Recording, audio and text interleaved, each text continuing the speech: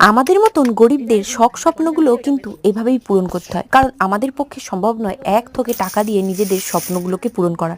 তাই আমার বাবার অনেক দিনের শখই ছিল যে একটা স্কুটি কেনা, তাই জন্যে তার এক ফোঁটা রক্ত জমিয়ে 3টে ভাণ্ডার জমিয়েছিল। ফাইনালি একটা ভাণ্ডার ভাঙা হয়ে গেছে, দেখতে পাচ্ছ কত টাকা হয়ে গেছে। আমার বাবার মুখের হাসিটাও দেখতে পাচ্ছ কত খুশি হয়েছে। আর এই ভাণ্ডারটা ফাইনালি ভাঙা হবে, আর তোমরা কিন্তু শেষ পর্যন্ত দেখতে থাকো কত টাকা হয়েছে সেটা জানার জন্য।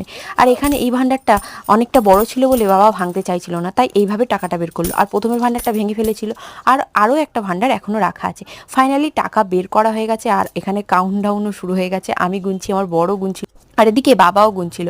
ফাইনালি কত টাকা হলো, স্কুটি কি কেনা সম্ভব সেটা দেখতে হলে নেক্সট ভিডিওর জন্য তোমরা অপেক্ষা করো। আর এইভাবে টাকাগুলো নিয়ে গেলে নিশ্চয়ই স্কুটি বা বাইক কেনা যাবে না। আর ফাইনালি লাস্ট পর্যন্ত টাকাগুলো কালেক্ট করে আমার বর এখানে আবার আমার চ্যানেলের নামও লিখে দিল। আর মিনি ব্লগটা তোমাদের কেমন লাগলো অবশ্যই কিন্তু কমেন্ট করে জানিও। আজকের মতন টাটা।